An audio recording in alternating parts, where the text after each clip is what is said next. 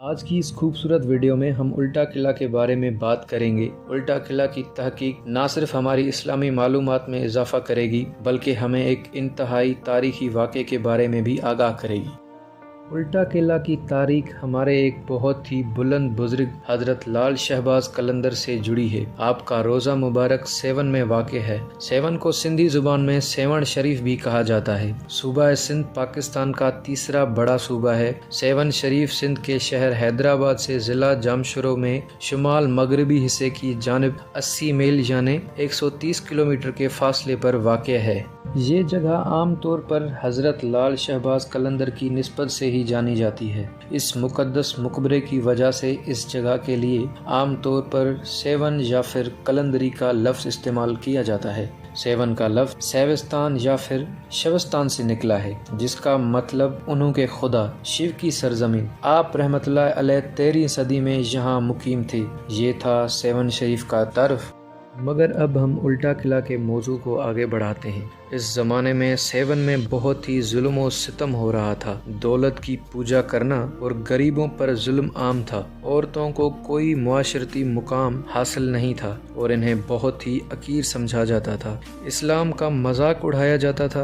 غرض انسانی قدروں کی سخت پامالی کی جاتی تھی۔ جب اس بات کا علم حضرت لال شہباز قلندر کو ہوا تو انہوں نے اپنے پاک قدم سیون کی طرف بڑھائے۔ آپ نے ان لوگوں کو تمام برائیوں سے باز رہنے کی تلقین فرمائی۔ عورتوں کو ان کے حقوق اور احترام دینے کا حکم دیا۔ آپ نے انہیں اللہ کے عذابوں سے ڈرایا۔ آپ نے فرمایا، یاد کرو جب حضرت صالح علیہ السلام کی قوم پر عذاب نازل ہوا تھا، وہ بھی تمہاری طرح برائیوں اور بد اخلاقیوں کا شکار تھے۔ آپ نے فرمایا، اللہ سے ڈرو۔ اگر تم بھی نافرمانی کرتے رہے تو وہ دن دور نہیں جب اللہ تمہیں بھی اپنی گرفت میں لے گا۔ لیکن ان لوگوں نے آپ کی ایک نہ سنی اور گستاخی لہجے میں کہا، بابا آپ اپنا یہ بیان اپنے پاس رکھیں، اپنا کام کریں اور ہم لوگوں کو بھی اپنا کام کرنے دیں۔ حضرت لال شہباز قلندر اپنے چند ساتھیوں کے ہمراہ شہر سے کچھ دور اس مقام پر تشریف لے آئے جہاں پر آج آپ کا روضہ مبارک واقع ہے۔ مگر پھر بھی آپ ان گستاخ لوگوں کو مسلسل پیغام حق پہنچاتے رہے اور وہ آپ کی مسلسل تلافی کرتے رہے۔ اس زمانے میں اس سلطنت کا حاکم چمٹ راجہ تھا جو بہت ہی ظالم اور گستاخ تھا۔ اس کے نجومیوں نے اسے پیشن گوئی کی کہ اسی صوفی بابا کے ہاتھوں اس کی سلطنت پر زوال آئے گا اور وہ تباہ و برباد ہو جائے گی، اور چمٹ راجہ نے شہر بھر کے لوگوں کو آپ سے گستاخی پر مأمور کر دیا اور انہیں آپ کا مذاق اڑانے کا حکم دے دیا۔ چند بیوقوف لوگ آپ کو آزمانے کے گر سے کہنے لگے، اگر آپ اور اللہ کی بات سچ ہے تو اپنے اللہ سے کہہ دو کہ ہم پر عذاب نازل کرے۔ اگر ایسا ہوا تو ہم آپ کی بات پر یقین کریں گے، ورنہ ہم آپ کی بات پر کبھی بھی یقین نہیں کریں گے۔ آپ نے فرمایا،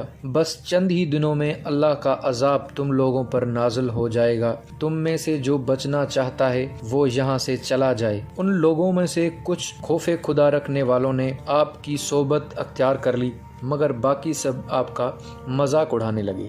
ابھی اس بات کو 2 ہی دن گزرے تھے کہ چمٹ راجہ نے سوچا کہ ایسا کیا کیا جائے جسے اس صوفی بابا کو تکلیف پہنچے۔ اسے خیال آیا کہ بابا ہمیشہ حرام گوشت کھانے سے ہمیں منع فرماتے ہیں، کیوں نہ کسی ترکیب سے انہیں حرام گوشت کھلایا جائے اور جب وہ اسے کھا لیں تو ان کا انتہائی مذاق بنایا جائے۔ چنانچہ چمٹ راجہ نے بلی کا گوشت پکوایا اور ایک برتن میں سجا کر آپ کی خدمت میں پیش کر دیا۔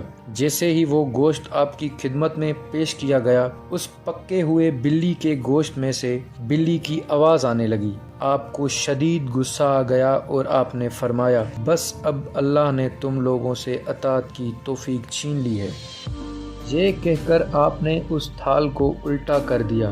آپ کا ایسا کرنا تھا کہ سخت زلزلہ آ گیا اور ہر چیز ہلنے لگی، زمین ہلنے لگی۔ لوگ پریشانی کے عالم میں یہاں سے وہاں بھاگنے لگے، مکان دھسنے لگے اور راجہ چمٹ کا قلعہ الٹا ہو گیا۔ آپ نے فرمایا، اللہ تعالیٰ کبھی ایسی قوم کو پسند نہیں فرماتے جو انسانوں پر ظلم کرتی ہو۔ الٹا قلعہ اللہ کے عذاب اور اس کے پیارے ولی کی شان میں گستاخی کا منہ بولتا ثبوت ہے۔ جو آج بھی سیوستان میں موجود ہے، جس کو آج دنیا 7 کے نام سے جانتی ہے۔